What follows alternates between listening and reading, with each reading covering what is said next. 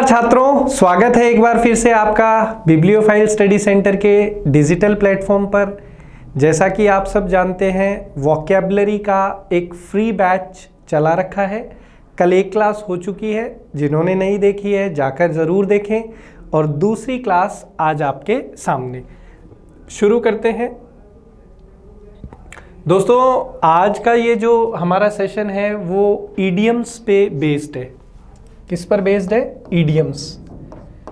जिनको नहीं पता उनको मैं बताना चाहूँगा, ईडियम्स जो हैं उनको अपन हिंदी में मुहावरे बोलते हैं। जैसे मैंने आपसे कहा, नाच न जाने आंगन टेढ़ा, बंदर क्या जाने अदरक का स्वाद, तो ये हिंदी भाषा के मुहावरे हैं।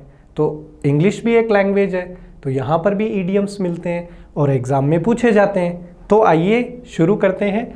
फर्स्ट ईडियम आपको दिया हुआ है दोस्तों, ए बी हाइव। इस ईडियम का मतलब क्या है? इस ईडियम का मतलब है एक बिजी स्थान, a busy place. A beehive idiom का मतलब होता है ए बिजी प्लेस। हिंदी में अपन क्या बोल देंगे? व्यस्त स्थान। अगर हम लोग इस बी हाइव वर्ड की बात करें तो उसका मीनिंग क्या जाता है? Literal meaning, it usually means A habitation और ड्वेलिंग प्लेस कंस्ट्रक्टेड फॉर बीज। मतलब कि मधुमक्खियों के रहने के लिए, हैबिटेशन मतलब जहाँ पे उनका रहने का व्यवस्था हो, तो मधुमक्खियों के रहने के लिए जो स्थान हम लोग कंस्ट्रक्ट करते हैं, बनाते हैं, उसको हम लोग बी हाइव बोलते हैं। और हम क्या, मेनली मधुमक्खियाँ खुद ही बना लेती हैं उसको, और हम लोग जो है उसको मधुमक्खी का छत्ता बेसिकली बोलते हैं लोकल लैंग्वेज में, जहाँ पे बहुत सारी मधुमक्खियाँ रहती हैं और वहाँ पे वो शहद बनाने का उनका कार्यक्रम चलता है। हमने इसको सेंटेंस में भी यूज़ किया है, the office was a bee hive of activity. कि जो ऑफिस था, कार्यालय था, वो एक्टिविटी मतलब गतिविधियों का क्या था? बी हाइव था। एक वो स्थान जहाँ पे अति क्या है? व्यस्तता। आप जानते हैं कि भाई ऑफिस में दुनिया भर का काम रहता है, डिफरेंट टाइप ऑफ एक्टिविटीज़ वहाँ पे चलती रहती हैं, तो वो एक तरीके से एक्टिविटीज़ का क्या हो गया? बी हाइव हो गया। याद रखना बहुत आसान है दोस्तों, बी मतलब मधुमक्खी और हाइव मतलब छत्ता। तो मधुमक्खी का जो छत्ता होता है वो कैसा स्थान होता है? व्यस्त। वहाँ पे बहुत सारी मधुमक्खियाँ होती है, एक के ऊपर एक जो है वो वहाँ पे लगी रहती हैं। तो दैट मीन्स कि एक ऐसा स्थान जहाँ पे बहुत सारी मधुमक्खियाँ हैं। तो आसानी से आप याद रख सकते हैं कि भाई वो स्थान जहाँ पे मधुमक्खी का छत्ता होता है, वहाँ पे बहुत सारी मधुमक्खियाँ होती है। तो एक बिजी प्लेस जो है उसको बी हाइव को बोला जाता है। नेक्स्ट ईडियम है दोस्तों, बैक बर्नर। बैक बर्नर का मतलब क्या होता है? If something is on the back burner, it is temporarily not being dealt with or considered, especially because it is not urgent or important. Back burner का अर्थ ये होता है दोस्तों कि किसी चीज़ को थोड़ा सा पीछे धकेल देना। क्यों पीछे धकेल देना? क्योंकि वो हमारे लिए ज़्यादा महत्वपूर्ण नहीं है, इम्पॉर्टेंट नहीं है, अर्जेंट नहीं है, इसलिए हम लोग जो है उसके बारे में ज़्यादा नहीं सोचते और उसको जो है थोड़ा सा पीछे धकेल देते हैं कि भाई इस चीज़ के बारे में बाद में सोचेंगे, ये इतना ज़्यादा ये अर्जेंट या इम्पॉर्टेंट नहीं है। सेंटेंस क्या बनाया? You should put your dreams on the back burner and get pregnant. किसी महिला की चर्चा चल रही है कि भी महिला जो है वो अपनी फैमिली नहीं बढ़ाना चाह रही होगी कि भी पहले मैं अपने कैरियर पे फोकस करूँगी, कुछ पढ़ लिख लूँगी, कुछ बन जाऊँगी, नौकरी ले लूँगी, उसके बाद में जो है मैं फैमिली बढ़ाऊँगी, बच्चा पैदा करूँगी। तो उससे कहा जा रहा है कि you should put your dreams on the back burner, कि तुम जो ये अपने सपने हैं कैरियर के, पढ़ाई के, इनको जो है बैक बर्नर पे डाल दो। ये इनको जो है इम्पोर्टेंस मत दो, इसके बारे में ज़्यादा सोचने की ज़रूरत नहीं है। एंड गेट प्रेग्नेंट, और जो है गर्भ धारण कर लो, हमें अपनी फैमिली को बढ़ाना है। इस तरीके से ये हमने सेंटेंस में यूज़ कर लिया। देखो याद रखना बहुत आसान है, इसको बहुत ईजी है। क्या ट्रिक है इसको याद रखने की?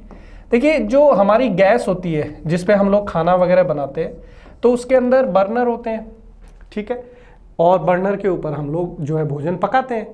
तो फ्रंट बर्नर पे, इसको ऐसे रिलेट करिए कि फ्रंट बर्नर पे हम लोग वो चीज़ें पकाते हैं जो इंपॉर्टेंट है, जो हमें खानी है। बैक बर्नर पे भी जैसे आपको दूध गर्म करना है, कोई काम करना है, तो वो वैसा कुछ आपने उस पर पीछे वाले बर्नर पे रख के छोड़ दिया कि वो अर्जेंट नहीं है, इंपॉर्टेंट नहीं है, वो धीरे धीरे होता रहेगा, बाद में उसको देख लेंगे। आलू उबालने के लिए रख दिए, तो ऐसा कुछ। तो कैसा बर्नर है? बैक बर्नर पे कौन सी चीज़ें रखी जाती है कि भी जिनका अभी ज़्यादा इंपॉर्टेंस नहीं है, अर्जेंसी नहीं है, उनको बाद में देखेंगे। तो इस तरीके से आप इसको याद रख सकते हो। अगला इडियम है दोस्तों, कॉल अ स्पैड अ स्पैड। इसका मतलब क्या होता है? To speak directly and truthfully about something even if it's unpleasant और एम्बैरेसिंग। कॉल अ स्पैड का मतलब होता है बेबाक होकर बोलना, बेबाक होकर बोलना। जो है दिल में वो जुबां पे, ठीक है, कोई भी जो है हेर फेर नहीं, जो दिल में है वही जुबान पे, जो एकदम सामने मुंह के मुंह जो बोलना है बोल देना। इस मुहावरे का अर्थ है कॉल अ स्पैड का, ठीक है। देखो स्पैड का मतलब क्या होता है? फावड़ा। क्या अर्थ होता है? फावड़ा। हमने एक सेंटेंस भी लिया है, सेंटेंस क्या है? That dress made him look fat, let's call spade a spade before he goes out wearing it. किसी व्यक्ति ने कोई ड्रेस धारण करी है, तो कहा जा रहा है कि यार इस ड्रेस में तुम क्या लग रहे हो? मोटे लग रहे हो। जो सत्य है वो मैं बता रहा हूं कि भाई इस ड्रेस में मोटे लग रहे हो, इससे पहले कि वो उसको पहन के कहाँ चला जाए? बाहर। भाई वो आपको जो है कोई व्यक्ति है वो पहन के दिखा रहा है कपड़े, अब उस ड्रेस में वो मोटा लग रहा है, तो आपने उसके मुंह पे मुंह बोल दिया कि यार इस ड्रेस में तुम मोटे लग रहे हो, ठीक है। आपने झूठे में उसको बोल दिया कि नहीं यार बहुत अच्छे लग रहे हो, हैंडसम लग रहे हो, पहन के बाहर निकल गया।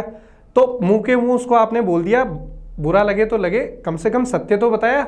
कहीं पहन के बाहर चला जाएगा, लोग हंसेंगे, इससे पहले कि आपने उसको बता दिया। तो यही ये मुहावरा है, कॉल अ स्पैड। याद रखना बेहद आसान है। स्पैड मतलब फावड़ा। अब आपको दिख रहा है कि सामने फावड़ा है, तो आप उसको फावड़ा ही बोलोगे, हथौड़ी या हैमर तो नहीं बोल दोगे। तो सिंपल है, कॉल अ स्पैड कि फावड़ा है तो फावड़ा बोल दिया, जो बात है वो सत्यता से बता दी, कोई हेर फेर नहीं है। हो गया यार। चलिए आगे बढ़ते हैं। अगला है स्वॉर्ड ऑफ डैमोक्लेस। इसका मुहावरे का अर्थ क्या है? It is used to describe a situation where something bad could happen at any time. 24/7 2400 घंटे अगर आपके सर पे कोई खतरा मंडराता रहे, उसी को कहा जाता है डैमोक्लेस स्वॉर्ड। सेंटेंस हमने एक लिया है, with the threat of nuclear war many feel that the sword of Damocles hangs over the world like never before. कि अब आज के दिन सारे देशों के पास न्यूक्लियर बॉम्ब्स है, तो न्यूक्लियर वॉर का खतरा जो है वो पूरे विश्व पर किसकी तरह मंडरा रहा है? Sword of डैमोक्लेस। 24/7 हर जो है देश, उसके ऊपर न्यूक्लियर वॉर का खतरा है, क्योंकि सब कंट्रीज़ के पास न्यूक्लियर बॉम्ब्स है। कभी भी किसी ने यूज़ कर लिया तो उसके बाद दूसरा यूज़ कर लेगा, और इस तरीके से जो है पूरे विश्व के ख़त्म होने के बहुत ज़्यादा जो है चांसेस हैं। तो इस तरीके से हमने ये सेंटेंस लिया। अब ये जो ईडियम है स्वॉर्ड ऑफ डैमोक्लेस, ये एक एंशिएंट स्टोरी से रिलेटेड है। वो स्टोरी मैंने यहाँ लिखी है कि the idiom comes from the legend of Damocles. Damocles नाम का एक जो है राजा हुआ था, और राजा नहीं सॉरी कॉर्टियर, दरबारी था, ठीक है। और कॉर्टियर हम लोग उसको भी बोलते हैं जो विशेष एक तरीके से राजदूत होता है किसी शाही परिवार का, उसको भी जो है कॉर्टियर बोल दिया जाता है। तो डैमोक्लेस जो था वो एक दरबारी था, किसका? किंग डियोनियस फर्स्ट का, ऑफ साइराकस, ये जगह का नाम है। इन द स्टोरी, ये जो कहानी है उसमें क्या हुआ? The king invited Damocles to a banquet and seated him under a sword. तो हुआ क्या, इस डैमोक्लेस नाम के व्यक्ति को राजा जो है किसी राजा ने उसको आमंत्रण दिया और उसको एक बैठाया बैंक्वेट में। बैंक्वेट मतलब एक बड़ा भोजन, जहाँ पे बहुत सारे लोग उपस्थित हुए, उनके लिए आपने भोजन की व्यवस्था करी है, that is known as banquet. जैसे आजकल शादियों में बैंक्वेट हॉल बुक करते हैं, वहाँ पे भोजन की व्यवस्था होती है बारात के लिए, वैसा ही। And seated him under a sword, और उसको बैठाया एक ऐसी तलवार के नीचे। स्वॉर्ड का मतलब तलवार होता है, ठीक है। स्वॉर्ड का मतलब क्या होता है? तलवार। तो उसको एक ऐसी तलवार के नीचे बैठाया, that was hung by a single hair, जो कि एक बाल से वो तलवार लटकी हुई थी, और जो राजा था वो ऐसा करके डेमोक्लस को ये दर्शा रहा था कि उसकी जो परिस्थिति है वो बहुत ज़्यादा डेंजरस है, वो बहुत ही एक खतरनाक परिस्थिति में फंसा हुआ है। तो डेमोक्ल नाम के दरबारी को ये जो किंग डियोनिसस है इसने अपनी एक किसी पार्टी में बुलाया था और उसको एक ऐसे जो है जगह बैठाया जहाँ पर एक बाल से तलवार लटक रही थी। तो एक बाल से तलवार मतलब 24 घंटे खतरा, क्योंकि बाल से तलवार लटकी है, कभी भी बाल टूट सकता है, तलवार उसके सर पे लग सकती है और उसकी डेथ हो सकती है। तो इस तरीके से ये ईडियम हमारा कंप्लीट हुआ। अगला ईडियम है ईगल आई। बहुत आसान है। ईगल यानी कि जो बाज होता है, जो चील होती है, उसकी जो आंखें होती है वो बड़ी ही पावरफुल होती हैं। दूर से ही वो अपने शिकार को क्या कर लेता है, पकड़ लेता है, कैप्चर कर लेता है। ठीक है, तो ईगल आइड मुहावरा यही आपको बताता है कि to notice everything even very small details, कि एक छोटी छोटी सूक्ष्म से सूक्ष्म चीज को क्या कर लेना, नोटिस कर लेना। सेंटेंस में अपन ने क्या बनाया, we sat down and started the exam under the eagle eye of the teacher. कह रहा है कि हम लोग बैठे और हमने एग्जाम जो है वो लिखना शुरू किया, किसकी, टीचर की ईगल आई के अंदर। मतलब टीचर की एकदम जो है 24/7 टाइप की निगरानी थी, एकदम छोटी छोटी चीज़ें। आपने भी परीक्षा दी है, आपको पता है टीचर जो है क्लासरूम्स में घूमते रहते हैं, जरा सा ताक झाक करते ही जो है एकदम से आपको पकड़ लेते हैं। तो याद रखना बहुत आसान है, ईगल से याद रखिए कि भाई ईगल जो बाज है उसकी नज़र, आपने फिल्म में एक डायलॉग भी सुना होगा, चीते की चाल बाज की नज़र और बाजीराव की तलवार पर कभी शक नहीं करते। तो वही चीज़ है, बाज की नज़र मतलब ईगल की आई जो है वो बहुत ही छोटी से छोटी इंफॉर्मेशन को कैप्चर कर लेती है। तो ईगल आई का मुहावरे का अर्थ भी यही है कि छोटी छोटी चीज़ों को क्या कर लेना, नोटिस कर लेना। अगला इडियम देखिए दोस्तों, face the music. Face the music का है to accept the consequences of something bad you have done और to be on the receiving end of criticism और पनिशमेंट। कि आपने कोई गलती कर दी है और अब उस गलती का नुकसान आपको भुगतना है, दंड भुगतना है, उसी चीज को बोला जाता है फेस द म्यूजिक। कि किसी कठिन परिस्थिति का सामना करना, टू फेस डिफिकल्ट सिचुएशन, या फिर इसके लिए अपन बोल सकते हैं टू फेस ए चैलेंज, चुनौती का सामना करना। सेंटेंस अपन ने लिया, if you lie about your arrival time to your boss you'll have to face the music. कि अगर तुमने ऑफिस में अपने बॉस को अपने आने का गलत टाइम बताया है, आप पहुंचे 8:30 बजे और बता दिया 8 बजे आए हूँ बॉस, तो भाई तैयार रहो, टू फेस द म्यूजिक जो है दंड पाने के लिए तैयार रहो, भुगतने के लिए तैयार रहो। याद रखना बहुत आसान है, म्यूजिक संगीत, कि भाई किसी व्यक्ति ने संगीत बजा दिया है जोर जोर से और आपका फेस जो है उसके सामने कर दिया है, तो भाई तेज म्यूजिक है, आपको उसके सामने बैठा दिया है, मतलब आप कैसी परिस्थिति में आप आ गए हो, कठिन परिस्थिति में आ गए हो, डिफिकल्ट सिचुएशन में आ गए हो, क्योंकि तेज म्यूजिक बज रहा है, आपको उसके सामने फेस करके बैठा दिया है, तो भाई सर फट जाएगा, कान खराब हो जाएंगे। तो इस तरीके से आप इसको याद रख सकते हैं। अगला इडियम है बेड ऑफ रोजेज। बहुत ही आसान है, it is a metaphor that refers to a place और situation that is pleasant, easy और केयर फ्री।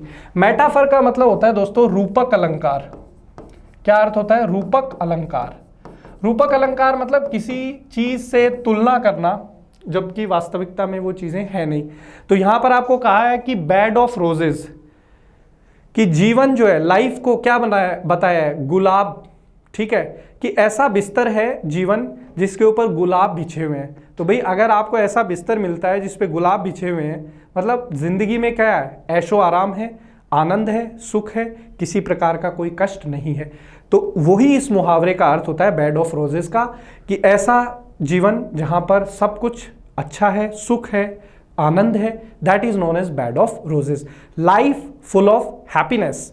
यहां पे सेंटेंस अपन ने क्या बनाया, taking care of these older patients is no bed of roses.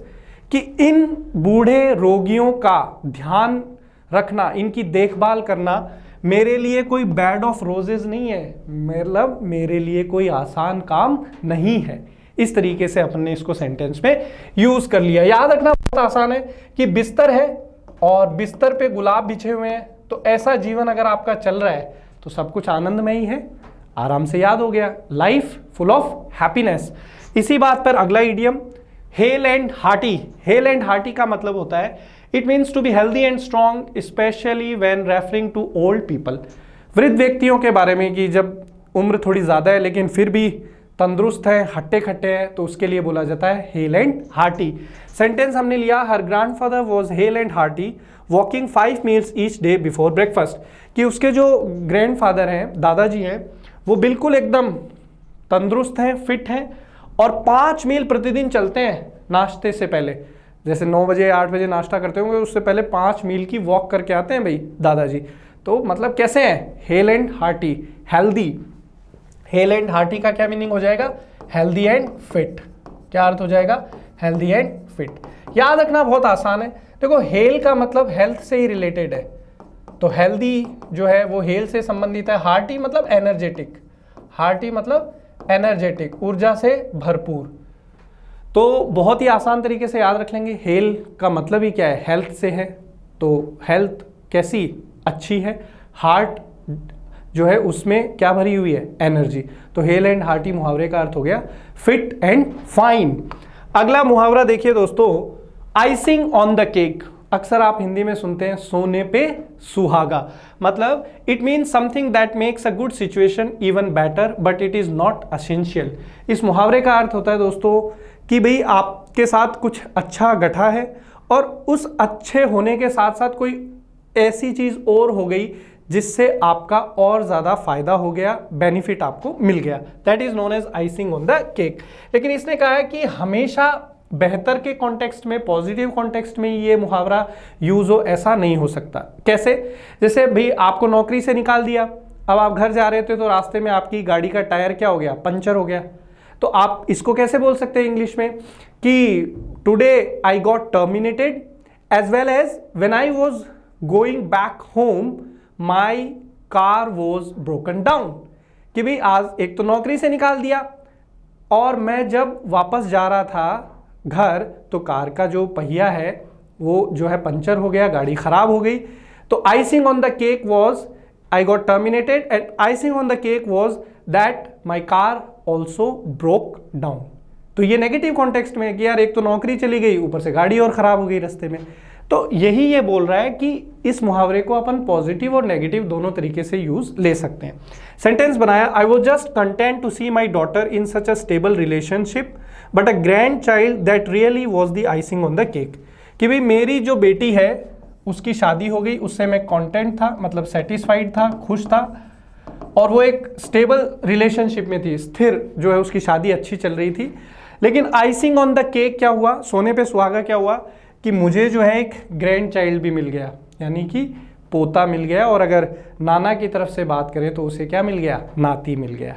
तो ये है कि भाई वो तो उसकी शादी से ही खुश था, लेकिन नाती हो गया, तो ये कैसी चीज हो गई? सोने पे सुहागा। तो याद रखना बहुत आसान है। देखो केक जो है उसके ऊपर आइसिंग एक जो है मटेरियल डाला जाता है, उससे केक का जो टेस्ट है और वो फ्लेवर जो है वो और ज्यादा बढ़ जाता है। तो आराम से याद रख सकते हैं कि केक पे आपने आइसिंग जो है, आइसिंग नाम का मटेरियल डाल दिया, उससे केक का जो फ्लेवर है, टेस्ट है, वो क्या हो गया? बढ़ गया। तो यही इसका मीनिंग है कि जो एक चीज अच्छी तो हुई है और उसमें और बढ़ोतरी हो गई। अगला इडियम है दोस्तों jaw dropped. Jaw dropped idiom का मतलब है it mean someone is very surprised और shocked and their mouth opens to show it. कई बार कोई ऐसी चीज आपके साथ हो जाए जिससे आप एकदम हक्के बक्के हो जाए, आश्चर्यचकित हो जाए, तो अचानक हमारा क्या होता है? मुंह का मुंह खुला रह जाता है और आंखें एकदम बाहर आ जाती है, हम ऐसे हो जाते हैं। तो जॉ यानी जबड़ा, ड्रॉप मतलब गिरना, तो एकदम से भौचक्के हो गए, तो आंखें ऐसे बाहर और जबड़ा नीचे गिर जाता है। वही जॉ ड्रॉप्ड है कि अचानक से सरप्राइज हो गए, शॉक हो गए। सेंटेंस में कैसे यूज किया? His jaw dropped when he heard who had won. कि भाई वो एकदम शॉक्ड हो गया, मुंह खुला का खुला रह गया जब उसे पता चला कि किसने जीत दर्ज कर ली है। जैसे यूएसए पाकिस्तान का मैच हुआ था अभी 2020 वर्ल्ड कप में, यूएसए जीत गया पाकिस्तान से, तो बहुत सारे लोगों के मुंह क्या रह गया? Jaw dropped. They were surprised as well as shocked. याद करना बहुत आसान है कि जब भी हम आश्चर्यचकित होते हैं तो आंखें एकदम बाहर आ जाती है और मुंह खुला का खुला रह जाता है, जॉ ड्रॉप्ड। तो दोस्तों इसी के साथ ये सेशन यहाँ पर समाप्त होता है। अगर आप 10 ईडियम याद कर पाए हैं तो सेशन को लाइक ज़रूर करिएगा, और अगर आपको ये सेशन पसंद आता है तो इसे अपने दोस्तों के साथ शेयर ज़रूर करिएगा। Thank you so much.